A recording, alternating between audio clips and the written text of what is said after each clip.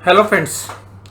आज सुर्खियों के अंदर छाया हुआ था गोदरेज जो फैमिली है उसके अंदर जो डिस्ट्रीब्यूशन होना है। देखिएगा ये जो फैमिली है ये एक रेपुटेड फैमिली है और ये देखिएगा रोड पे झगड़ा करने वाले लोग नहीं हैं। और सबसे खास बात ये कि ये इतनी रेपुटेड फैमिली है कि बहुत ही तरीके से जो है फैमिली के अंदर जो प्रॉपर्टीज़ है उनका डिस्ट्रीब्यूशन हो रहा है। लेकिन बहुत सारे जो हमारे व्यूअर्स हैं वो ये पूछ रहे हैं कि सर अभी क्या गोदरेज इंडस्ट्री का शेयर ले लेना चाहिए। देखिएगा गोदरेज इंडस्ट्री में काफ़ी अच्छी वैल्यू बनती है और अभी भी और वैल्यू निकल के आ सकती है अगर ये फैमिली का जो डिस्ट्रीब्यूशन ऑफ प्रॉपर्टी है वो कुछ इस तरीके से हो कि अगर गोदरेज इंडस्ट्रीज़ की जो बैलेंस शीट के अंदर जो इन्वेस्टमेंट है गोदरेज प्रॉपर्टीज़ के अंदर, गोदरेज सीपी के अंदर यानी कि कंज्यूमर प्रोडक्ट के अंदर और गोदरेज एग्रोवेट के अंदर अगर वो चीज़ें डिस्ट्रीब्यूट हो जाती हैं यानी कि गोदरेज इंडस्ट्री की बैलेंस शीट से निकलकर वो फैमिली में अगर डिस्ट्रीब्यूट होने लगती हैं या किसी और कंपनी में अगर वो ट्रांसफ़र होती हैं तो वहाँ पर उस केस के अंदर गोदरेज इंडस्ट्रीज में काफ़ी ज़बरदस्त वैल्यू अनलॉक हो सकती है। लेकिन अगर फैमिली का डिस्ट्रीब्यूशन इस तरीके से होता है कि जो भी गोदरेज इंडस्ट्रीज़ के पास इन्वेस्टमेंट है जो ग्रुप कंपनीज हैं उनके अंदर, तो फिर देखिएगा वैल्यू अनलॉक होना थोड़ा सा मुश्किल, लेकिन डाउन साइड तो नहीं है। क्योंकि देखिएगा इसे 52 वीक हाई पे चल रहा है लेकिन अभी कोई महंगी वैल्यूएशंस नहीं है। गोदरेज इंडस्ट्री जो ओलियो केमिकल्स के अंदर एक दिग्गज कंपनी है वहाँ पर भी उसने जो पिछले अगर 2-3 क्वार्टर को देखेंगे तो काफ़ी अच्छी परफॉर्मेंस उसने दिखाई है। अब ये गोदरेज जो फैमिली है उसके अंदर कुल जो मार्केट कैपिटलाइजेशन है वो 1,76,000 करोड़ है जो लिस्टेड स्पेस में कंपनीज हैं। इसके अलावा एक गोदरेज बॉयस जो नाम से जो कंपनी जिसके पास बॉम्बे के अंदर अपार मात्रा के अंदर प्रॉपर्टीज हैं वो उस ग्रुप के अंदर है।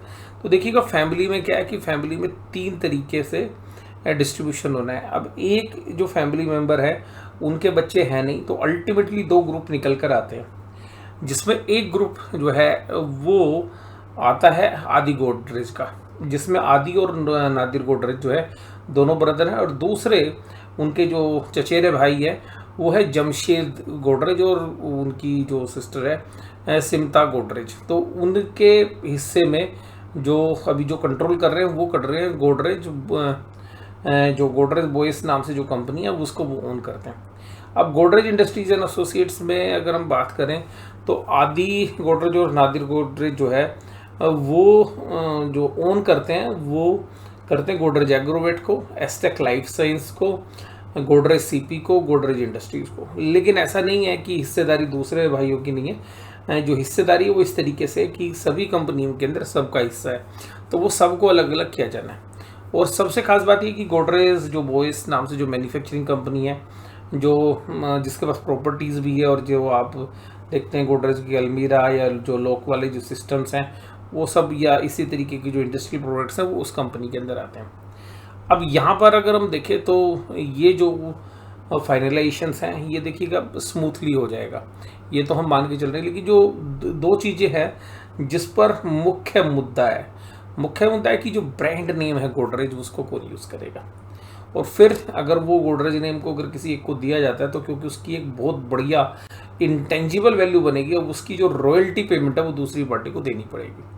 तो यहाँ पर और दूसरा मुद्दा है कि जो गोदरेज बॉयस के अंदर लैंड की वैल्यू है वो कैसे डील होगी, क्योंकि जो प्रियोशिया गोदरेज हैं जो गोदरेज प्रॉपर्टीज़ को आज की डेट में चला रहे हैं वो काफ़ी जो है इंटरेस्टेड हैं गोदरेज बॉयस की प्रॉपर्टीज़ में, क्योंकि वो जो प्रॉपर्टीज़ हैं उनको वो डेवलप करके गोदरेज प्रॉपर्टीज़ के माध्यम से जो है एक अनलॉक कर सकते हैं। तो देखिएगा अगर ये सारी चीज़ें होती हैं स्मूथली तो ये सभी कंपनीज़ के लिए विन विन सिचुएशन रहने वाली है। लेकिन आप ये कहेंगे कि ओवरनाइट सब कुछ बदल जाना है तो ऐसी संभावना नहीं है। अब देखिएगा इसके अलावा जो तीसरी जो फैमिली मेम्बर्स हैं जो दूसरा कज़न ब्रदर है वो है आदि और रशीद। तो आदि और जो रशीद है तो इनके जो है किड्स नहीं है तो अल्टीमेटली यहाँ पर ज़्यादा शायद प्रॉब्लम नहीं होगी और फैमिली में यहाँ पर ये माना जा रहा है कि भाई ये आराम से बैठ के तसल्ली से प्यार मोहब्बत के साथ बिना लड़ाई झगड़े के जो है डिस्ट्रीब्यूशन कर रही है। और इन्होंने जिनको हायर किया जैसे गोदरेज बॉयस ने हायर किस को किया है उन्होंने किया कि निवेश कंपानी जो है बैंकर हैं और जाने माने बैंकर हैं उनको, और इसके अलावा जिया मोदी और जो कि कॉर्पोरेट लॉयर है। इसके अलावा अगर आदि गोदरेज की बात करें तो भाई वो कहाँ पर है, उन्होंने अमरचंद मंगलदास जो है, एक बहुत पुरानी जो है कॉर्पोरेट फर्म्स हैं, अभी तो इनका कार्नेगी टाई अप हो गया तो क्रिल अमरचंद मंगलदास बन गई है। और इसके अलावा जो उदय कोटक है, उनको तो आप सब जानते हो, कोटक महिंद्रा बैंक वाले, तो ये जो है इनको एडवाइस कर रहे हैं आदि गोदरेज और नादिर गोदरेज को। तो कुल मिलाकर ऐसा मानना है कि ये जो ग्रुप है इसकी जो मार्केट कैपिटलाइजेशन है तकरीबन 1,76,000 करोड़, आज की डेट में 4,000 करोड़ का प्रॉफिट जो है ये जनरेट करते हैं।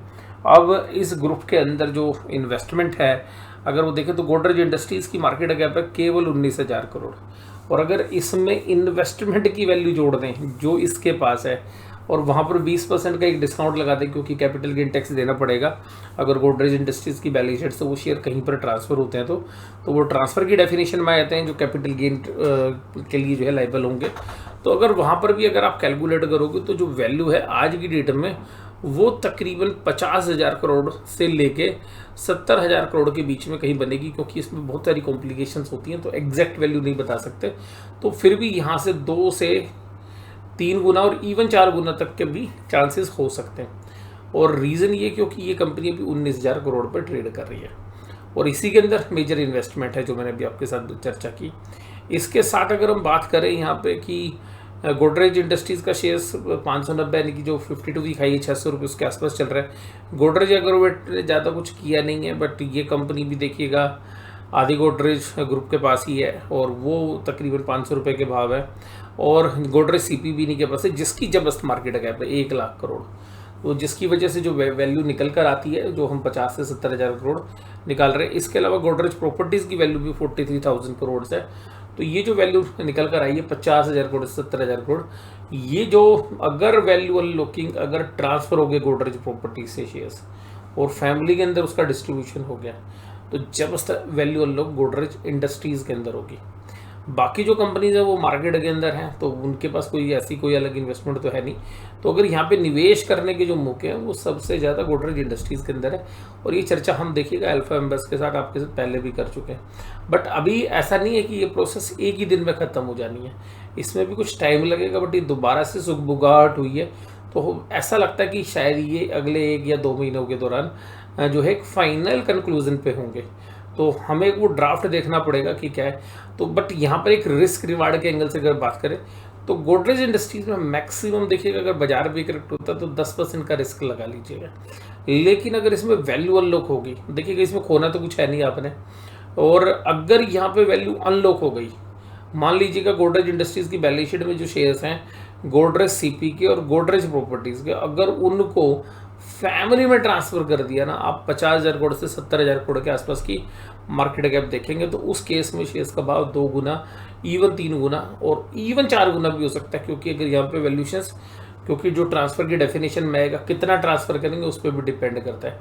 तो मुझे लगता है कि बेस्ट केस में 50,000 से 70,000 करोड़ के बीच में है, तो यहाँ से डबल भी हो सकता है शेयर्स, बट बशर्ते कि वो शेयर जो गोदरेज इंडस्ट्रीज़ के पास ग्रुप कंपनीज़ में उनका डिस्ट्रीब्यूशन हो, और फिर वो प्रॉपर्टीज़ मिलती है क्या नहीं मिलती है, क्योंकि जो फाइनल डिसीजन आएगा उसके बाद ही जो है एक कंक्लूजन निकल सकता है।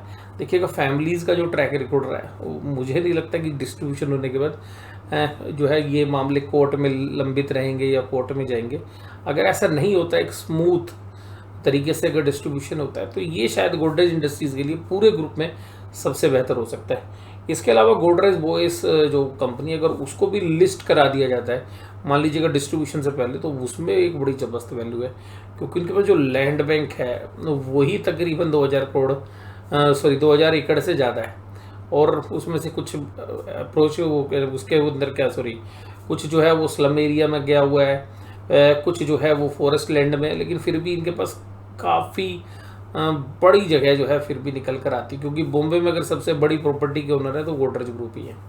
हालांकि उसमें कब्जा हो रखा है वो बात अलग है, लेकिन फिर भी अगर कब्जे से हटाकर भी निकालेंगे तो बहुत बड़ी जगह जो है इनके पास है। तो अगर ये सब कुछ होता है, फैमिली का जो भी प्रॉब्लम है, ये जो डिस्ट्रीब्यूशन वाली अगर ये रिजोल्व होती है तो ये सबके लिए विन विन रहने वाली है। बट मुझे पर्सनली लगता है गोदरेज इंडस्ट्रीज़ के लिए सबसे ज़्यादा बेहतर हो सकती है।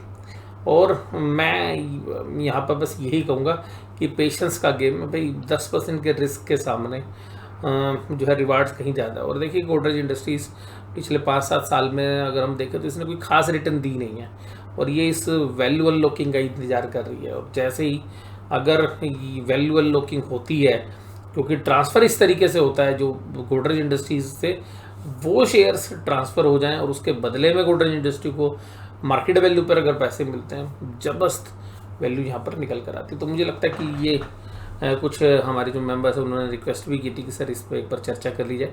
तो मुझे लगता है कि बस इस वीडियो के अंदर इतना ही।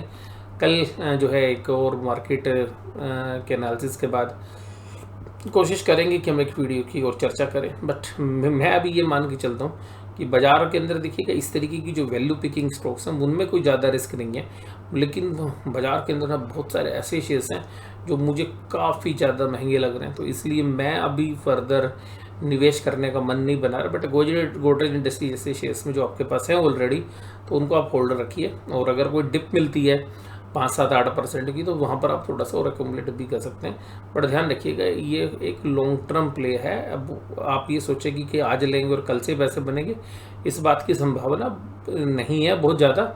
और अगर रेजोल्यूशन हो जाता है मान लीजिएगा 15-20 दिन में, तो फिर देखिएगा चांसेस बन भी सकते हैं। तो बट ये है कि वो डिस्प्यूट में ना जाए और फिर स्मूथ हो जाए। और मान लीजिएगा इससे पहले अगर कुछ कंपनीज जो ग्रुप कंपनीज है उनको ये लिस्ट कराए, तो फिर प्रोसेस थोड़ी लंबी चल सकती है।